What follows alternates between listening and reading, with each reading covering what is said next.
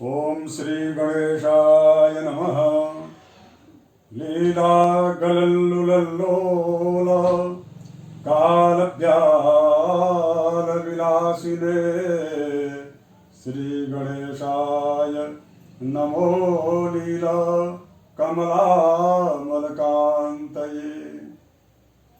सानन्दमानन्दवने वसन्तम् आनन्दकन्दं हतपापवृन्दं वाराणसीनाथमनाथनाथं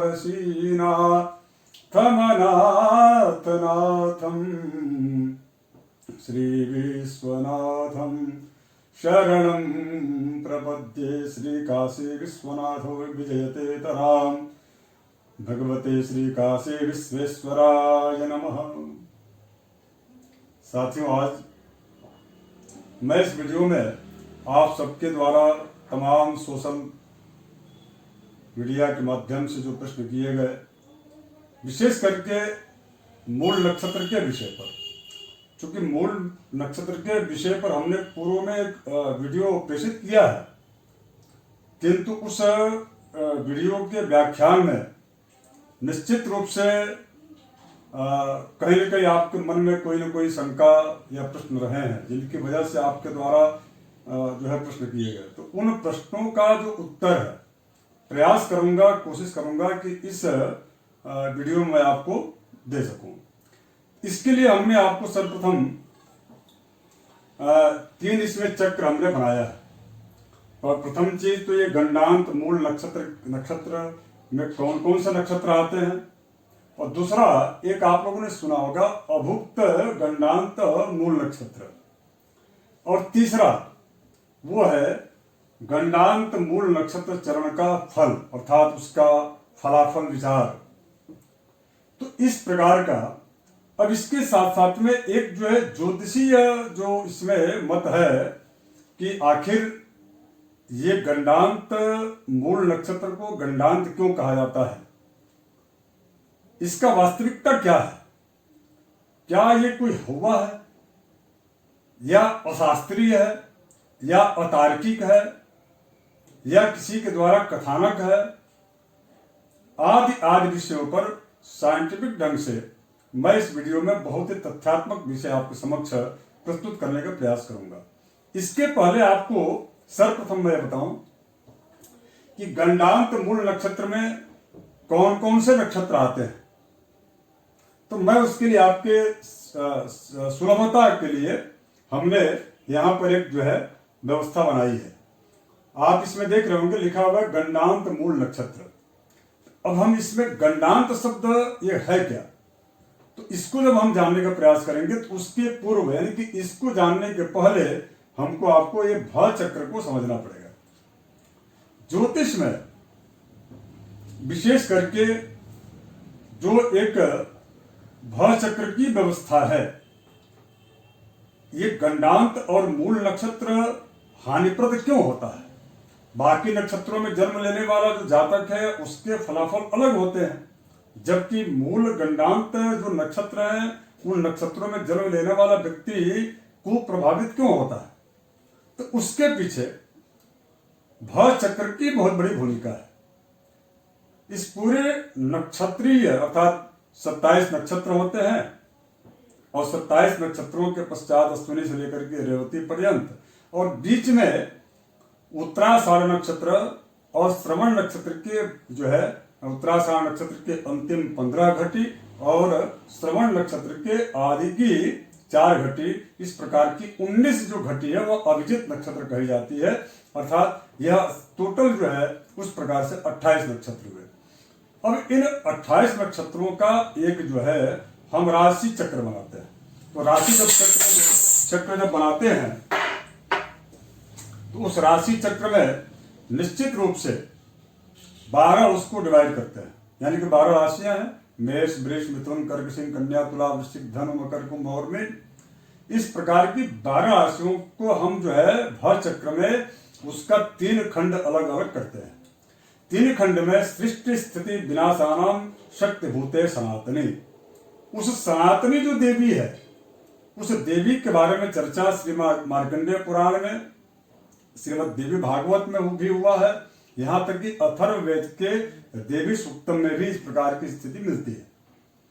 अर्थात सृष्टि को करने वाला, सृष्टिकर्ता, स्थिति का मतलब यह है कि उस जो है स्थिति को उस प्रकार की व्यवस्था को सुदृढ़ करने वाला, और इसके पश्चात लय अर्थात संहार। तो हम पूरे भव चक्र को 3 खंड में जो है विभाजित करते हैं। तो उस भव चक्र को जब हम 3 खंड में जब विभाजित करते हैं तो मेष, वृष, मिथुन और कर्क, ये 4 जो राशियां हैं यह सृष्टि खंड में आती है। इसके पश्चात सिंह, कन्या, तुला, वृश्चिक और ये जो 4 जो नक्षत्र हैं, जो राशियां हैं, वो राशियां स्थिति खंड में आती है। इसी प्रकार से धनु, मकर, कुंभ और मीन, ये जो अंतिम की जो 4 राशियां हैं, ये 4 राशियां स्थिति खंड में, संहार खंड में आती है। जब जब इस खंड के बीच का जो संधि होता है, अर्थात इन 4 राशियों के पश्चात की 4 राशियों के बीच का जो खंड है, अर्थात इसके और इसके बीच की जो समय है, उस समय पर जो नक्षत्र आते हैं, विशेष करके 2 नक्षत्रों का, 2 नक्षत्रों की बड़ी विशेष भूमिका है। पहला नक्षत्र ज्येष्ठा और मूल। तो ज्येष्ठा और जो मूल नक्षत्र है और इसके पश्चात का जो खंड है स्थिति खंड, उस स्थिति खंड में सिंह, कन्या, तुला, वृश्चिक अर्थात वृश्चिक और धनु राशि के बीच का ये ज्येष्ठा और मूल होता है। उसके पश्चात जो है मेष, वृष, मिथुन और कर्क, अर्थात कर्क जो कर्क है वो आश्लेषा और मघा के बीच का है, यानी कि कर्क और सिंह के बीच का जो खंड है अर्थात सृष्टि खंड। इसी प्रकार से रेवती और अश्विनी, इस प्रकार से धनु, मकर और कुंभ, मीन, ये जो है संहार खंड में आता है। तो अर्थात मीन और मेष के बीच का, अर्थात मीन राशि अर्थात रेवती नक्षत्र में आ जाता है और अश्विनी नक्षत्र मेष राशि में आ जाता है। इन दोनों के बीच को संहार खंड कहा जाता है। जब जब संहार स्थिति और सृष्टि की स्थिति बनती है, तब तब जो है उन नक्षत्रों में जन्म लेने वाला जो शिशु होता है, जो बालक होता है, वह निश्चित रूप से उसके जीवन पर जो है इन स्थितियों का कुप्रभाव पड़ता है। उसी को हम खंडांत कहते हैं। खंड मतलब कि सृष्टि और स्थिति और संहार, ये तीनों खंडों का अंत होना, अर्थात जो है 4 राशियों का अंत भाग, उस अंत भाग को हम खंड कहते हैं। अब इस खंडांत को जो है खंडांत ही जो शब्द है वही बदलता स्वरूप उसका गंडांत शब्द है। अब ये गंडांत नक्षत्र मूल नक्षत्र में आते हैं। मूल नक्षत्र इसलिए कहा गया क्योंकि जो है किसी भी नक्षत्र के इसमें 6 नक्षत्र आते हैं। पहला ज्येष्ठा और मूल, दूसरा आश्लेषा और मघा, और तीसरा रेवती और अश्विनी। अब आपके मन में एक प्रश्न उठ रहा होगा, कई लोगों ने मेरे से पूछा भी कि गंडांत मूल नक्षत्र में की अवधि क्या है, इसकी समय सीमा क्या है। तो मैं अब आपको ये बताऊंगा। अभी तक तो मैं आपको बता दिया गंडांत क्या होता है। तो गंडांत से बिल्कुल आपको डरने की आवश्यकता नहीं, कोई बहुत ये हवा नहीं है, बल्कि यह ज्योतिष का सिद्धांत है। जब हम भव चक्र के खंड के अंत भाग को हम गंडांत कहते हैं। अब हम उस गंडांत में नक्षत्र कौन कौन से हैं, तो मैंने आपके सहजता के लिए, सरलता के लिए हमने इसको लिख दिया है। पहला जो है वह ज्येष्ठा और मूल, जबकि मूल नक्षत्र और ज्येष्ठा ऐसा व्याख्याकारों ने अलग अलग जो है, चाहे वह जातकालंकार हो या मुहूर्त चिंतामणि हो या जितने भी प्रकार के जातक पारिजात हो, उनमें मूल नक्षत्र से शुरुआत किया गया है। तो जो नक्षत्र की जिस नक्षत्र की से शुरुआत हुआ है तो उसी नक्षत्र के नाम से पूरे गंडांत मूल नक्षत्र ऐसी संज्ञा जो है पड़ी। इसलिए कहा गया कि मूलवासुर योर मध्य भुजगयोः पौष्टस्वयोः संधिषु संधिजं गंडांतम प्रहर प्रमाणम अधिकम अरिष्टप्रदम प्राणिनाम ज्येष्ठ दानवतार संधि घटिका चाभुक्त संज्ञा भवेत् तन्नाड़ी प्रभव सुतम पशु प्रेष्या कुल विध्वंसका। तो इस प्रकार का यह जो है गंडांत मूल नक्षत्र की स्थिति आपको मैं समक्ष रख दिया, इसलिए इसका नाम मूल नक्षत्र पड़ा। यानी कि 6 नक्षत्र मूल में आते हैं। ज्येष्ठा, मूल, केवल उसमें एक ही मूल नक्षत्र है, किंतु सभी नक्षत्रों को एक समूह में मूल कहा जाता है। अब उनमें कौन कौन से नक्षत्र मैंने आपको बता दिया। अब इसके पश्चात आपको मन में आशंका हो रही होगी समय की, कि इन जो है ज्येष्ठा, क्या पूरे ज्येष्ठा नक्षत्र और पूरे मूल नक्षत्र को हम गंडांत मूल नक्षत्र कहेंगे? ये बिल्कुल आपकी सोचना या आपकी सोच बिल्कुल जो है गलत, ऐसा नहीं है। कुछ कुछ विद्वानों के द्वारा इस प्रकार की भ्रम की स्थिति उत्पन्न करते हैं लोग कि जो है ऐसी स्थिति है, लेकिन ऐसा नहीं है। उसके लिए हमारे सिद्धांतकारों ने दिया, अपना अभिमत दिया कि 4.25 घटी अर्थात ज्येष्ठा नक्षत्र के अंतिम की 4.25 घटी और मूल नक्षत्र के अंतिम की 4.25 घटी, अर्थात 4.25 घटी में 1.5 घंटे होते हैं। अर्थात ज्येष्ठा नक्षत्र के जो है पूरे जो जितना उसका भोग्य काल है, उस भोग्य काल का अंतिम का 1.5 घंटा और मूल नक्षत्र के आरंभ का 1.5 घंटा, कुल मिलाकर के 1.5 वो और 1.5 3, अर्थात 1/2, 1 सही 1 जो है 2 और ये जो है इस प्रकार, तो दोनों के 1.5 घंटे को 3 घंटा कहता है, यानी कि एक प्रहर 3 घंटे का होता है। अर्थात जो है 7 घटी का एक जो है प्रहर होता है 8 घटी का। तो इस प्रकार की स्थिति में निश्चित रूप से यह एक प्रकार से आपको ज्येष्ठा और मूल नक्षत्र के जो है ज्येष्ठा के अंतिम और मूल नक्षत्र के प्रारंभ, इस प्रकार के 1.5 घंटे को हम उसको मूल गंडांत मूल कहते हैं। अब इसके पश्चात उसी तरह से आश्लेषा नक्षत्र का अंतिम का 1.5 घंटा और मघा नक्षत्र के आरंभ का 1.5 घंटा, इसी प्रकार से रेवती नक्षत्र के अंतिम का 1.5 घंटा और अश्विनी नक्षत्र के आरंभ का 1.5 घंटा। इस प्रकार का ये गंडांत मूल नक्षत्र की अवधि सुनिश्चित हो गई। अब हम इसके पश्चात आपके मन में विचार आ रहा होगा कि गोस्वामी तुलसीदास जी तो अभुक्त गंडांत मूल नक्षत्र में उनका जन्म हुआ, उनके माता पिता नहीं रहे और बड़े उनके जो है जीवन में संकट भी आए, किंतु ऐसा भी था कि उसके पश्चात एक ऐसा कहा गया है कि मूल नक्षत्र में जो जन्म लेने वाला व्यक्ति होता है, अभुक्त मूल जातानां परित्यागो विधीयते, और अदर्शने वापि पितुः सतु विवेक तिष्ठेत समाष्टकम। इन्होंने कहा कि इसके अलावा एक बहुत अच्छा इसमें विषय ये है कि मूल नक्षत्र में जो व्यक्ति जन्म लेता है, जो शिशु जन्म लेता है, न जातो न जीवति, अर्थात वह या तो जन्म के साथ ही उसकी मृत्यु हो जाती है अथवा उसके मृत्यु नहीं होती है तो उसके माता या पिता की मृत्यु हो जाती है, और यदि वो बालक बच गया तो वह यदि जीवती गंडांते बहुगज तुरगई ही भवेद भूपा, बहुत सारे जो है धन साम्राज्य का अधिपति वो होता है, राजा जैसा वह पूज्य होता है। इसका मतलब यह है कि आपको मूल नक्षत्र में जन्म लेने से, गंडांत मूल नक्षत्र में जन्म लेने से या अभुक्त गंडांत मूल नक्षत्र में जन्म लेने मात्र से उस व्यक्ति के जीवन का यानी कि सुनिश्चितीकरण नहीं हो सकता।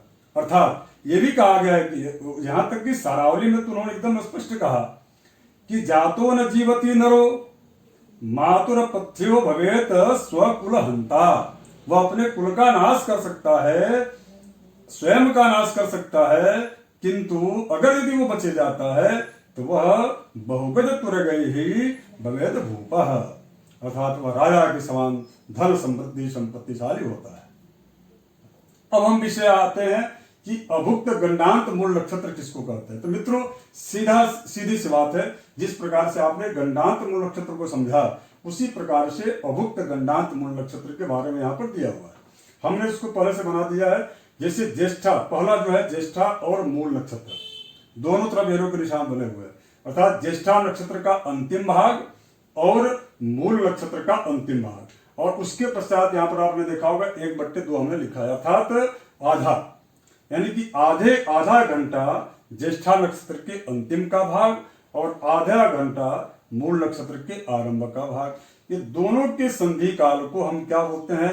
इसको बोलते हैं ऋक्ष संधि काल। इस ऋक्ष संधि काल में अभुक्त गंडांत मूल नक्षत्र होता है, इसको अभुक्त कहा जाता है, यानी कि एक जा रहा हो और दूसरा आ रहा हो, उसके बीच के आधे घंटे इधर और आधे घंटे उधर, दोनों के बीच का जो संधि जो समय होता है, उस संधि समय को अभुक्त गंडांत मूल नक्षत्र कहा जाता है।